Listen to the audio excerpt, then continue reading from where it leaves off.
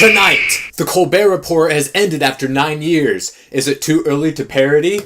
French Toast Crunch is coming back. Finally, an easy, healthy way to eat 60 pieces of French toast. J.K. Rowling admits she regrets killing off a Harry Potter character. Ooh, my vote is for Voldemort.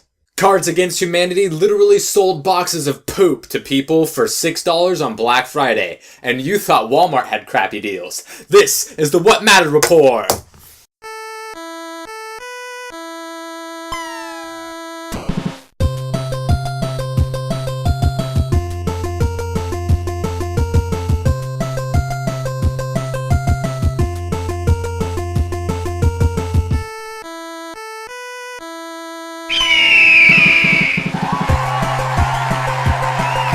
Thank you, nation, in here, out there, all around the world. You sound so perfect, it's almost like you're really a soundbite.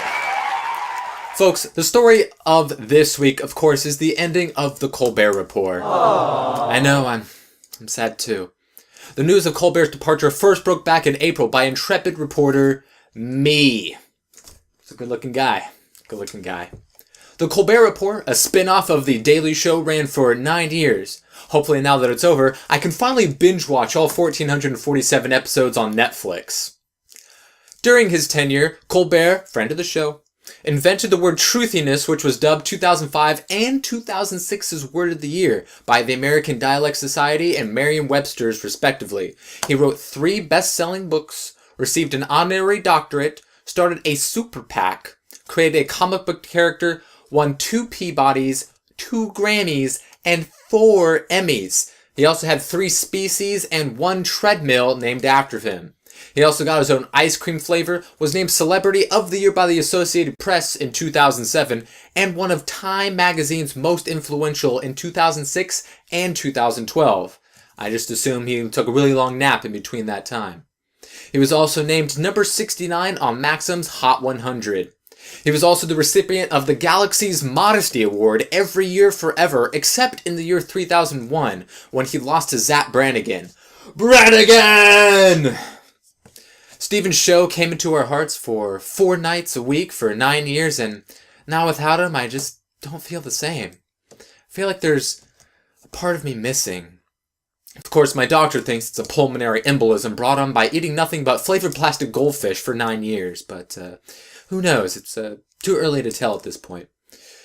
And of course, I'm not the only one dealing with the change, people. Just 1 day out of a job and Colbert ain't looking too good. Jim, can we put up a picture of Stephen? It's rough. That's rough. You're in our thoughts, Stephen. Now, his departure will be him moving on to other things. It's a shame, too, since that Letterman guy is leaving as well. If only they could have worked something out. Nation, the report wasn't the only show we bid farewell to this week. We also had to say goodbye to the Avatar universe as the Legend of Korra had its series finale. It's so sad to see it go, and so many questions left unanswered, like, did Lin Beifong ever get that stick out of her ass? Did Pabu ever find love? Did Zhu Li ever do the thing? Will we ever find out what happened to that poor man's cabbages? Who knows, folks? Because after Nickelodeon treated their greatest show ever, and let's face it, only watchable show, so terribly and had it relegated to the web, things haven't looked so good. Now, some people are asking why hasn't some better network gotten the rights to distribute it on their channel and continue the series? Well, no matter how you cut it, folks, Team Avatar never had any plans past Season 3 of Aang and 4 seasons of Korra. I guess we'll never get to see an Avatar from the Earth Nation, and I guess my heart will never be full again. I'm sorry. I just want to see a 3-season spin-off of the adventures of Pabu, or a prequel titled Better Call Varric. Is that just too much to ask? We'll be right back. This episode of What Mattered brought to you by the folks over at Mountain Dew. Mountain Dew. If you put a mountain into a juicer, it might taste something like this. Welcome back, everyone. Now, the past couple months have been really rough on the video games. Sometimes the Konami code doesn't fix everything. A lot of games have been rushed and plagued with some game-breaking issues. And that brings us to tonight's word. If it's broken, don't fix it. Now, folks, creating a video game is hard and it's a competitive business. There are just so many games out there, you don't have time to see if they work. All you can do is make it as fast as you can so people can buy it sooner. Which means there's just no time for beta testing. Now, I don't know why you have to test for small fish anyway. And what is the big deal? So what? The game you buy isn't finished. That's why there's a day one patch now, to make sure you don't waste your time waiting for the game to be playable. And sure, a lot of content that's promised at launch doesn't always come out on time. The point is, they'll get to it eventually. And all these glitches in Assassin's Creed Unity are clearly Easter eggs that the Animus put in there for you to find. And sure, the Halo Master Chief Collection could have had better matchmaking, but it's just trying to help you not play the game as much as the first time you did. Now, while both Halo and Assassin's Creed are still rolling out patches, there are still some other games with problems. People are having problems with Destiny's new DLC. People are still having issues with the Drive Club servers. And people are still trying to have some kind of fun in the new Sonic the Hedgehog game. The thing is, people, making a game is hard. And it's not going to be perfect. And sometimes not playable. And that's the word. We'll be right back. Ever wish you could ingest more mysterious chemicals into your body? Well, Umbrella Pharmaceuticals has a snack for you. Vaxachizos. All the healthiness of Cheetos with a little more addictive flavorings. Side effects of Vaxachizos include PlayStation Thumb, Nintendonitis, Hyrulean Hemorrhoids, ADHD DLC, and early access death. Remember, if it turns you into a mindless, disgusting zombie, it's probably Umbrella. Welcome back, nation. Tonight, I continue on to part 1 of my 327-part series, Better Know a Game Developer. And the spotlight tonight is Ubisoft. The Fightin' Ubies! Ubisoft is the 3rd largest game publisher in the world, creating such popular titles as Assassin's Creed, Far Cry, Ghost Recon, Rainbow Six, Rayman, and Splinter Cell. And who has the pieces of Eden big enough to run this company? Why, it's none other than France's Yves Guillemot. I sat down with Mr. Guillemot at his Montpellier office. Thank you for speaking with me, Mr. Guillemot. Thank you for having me. So tell me about the Fightin' Ubies. Ubisoft, it started in 1986 with myself and some of my siblings. We first started focusing on educational games and then started to expand from there after getting distribution rights to Electronic Arts and many other developers, and then we started to make our own games with now 26 subsidiaries across the globe. I'm sorry, is this the guy? Is this guy? He's French. Doesn't make any sense. Oui, Ubisoft is a French company. How can you be a French company when you make so many great American games of the Tom Clancy games, Watch Dogs, Just Dance?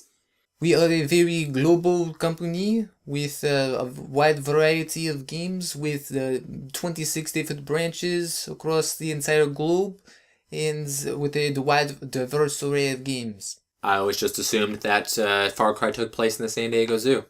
Switching gears here for a moment, you guys have been under fire recently for the purported glitchy launch of your new game Assassin's Creed Unity. Is this because the game takes place in France instead of America now?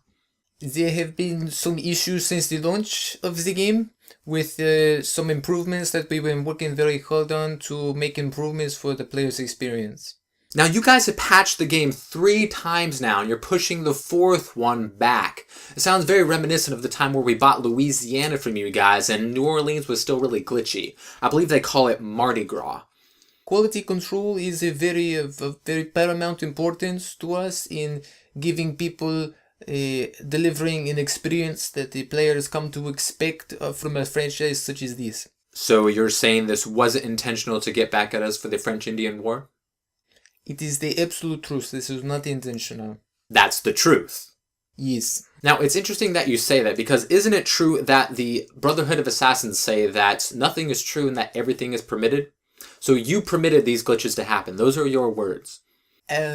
You see, I have this signed by Alan Craig Smith and this signed by Kas Anvar. And they agree with me. And if Altair thinks you're lying, he isn't going to be too happy. All of these problems have been unforeseen and we have been working very, very hard in developing the game experience in the way that we had first envisioned. We have pushed everything else back. The season pass holders have been given a free game from Ubisoft, and we have also going to give the first DLC to free for all users. Now, does that DLC include George Washington spearing an American flag into Robespierre's corpse? You have to wait and find out. Well, thank you for talking to me today, Mr. Guimau, and good luck with the assassins. Thank you. Nation, there's been a lot of hubbub this week about a new movie coming out this holiday. And no, I don't mean the one where we finally find out how Rudolph's nose really got red. I'm talking about The Interview, the comedy starring Seth Rogen and James Franco, where they're sent to assassinate North Korea's Kim Jong-un. It has all the makings of a holiday classic. At least it did until the Sony hackers invoked a threat of 9/11-like attacks on theaters that show the film. Now, the top 5 biggest movie theater chains then pulled out of showing the movie entirely, including AMC, Cinemark, Regal, and that one downtown across the street from the record store that only has 2 screens and no stadium seating. Ladies and gentlemen, this is an atrocity. People were actually gonna watch The Interview? Now, after this response, Sony Pictures decided to pull the movie from theaters altogether. Now, we can't even feel safe in the movie theater, the most sacred of all American establishments. Why else would so many of them turn into churches? And I am not the only one who's angry. Many of the celebrities on the Twitter-pated angry tweets. Danny Zucker tweeted, "America will never give in to the demands of terrorists, unless they don't like our movies, in which case we'll fold like a beach chair." Jimmy Kimmel tweeted, "It was an un-American act of cowardice that validates terrorist actions and sets a terrifying precedent." And then there's Razor13 who said, "The Interview was great, click here to watch it, you are homo, go America, Ron Paul 2012. Now, not only was The Interview release cancelled, but so was Steve Carell's film Pyongyang, which is going to take place in North Korea. And most depressing of all, also cancelled was Tyler Perry's Medea Goes to North Korea. So sad, it rhymed. Now, this is troubling, folks. Now that hackers can stop us from anything, who knows what the future holds? Let's just hope they're not big fans of Michael Bay or M. Night Shyamalan. We'll be right back. Oh, that's it for the report, everybody. Good night.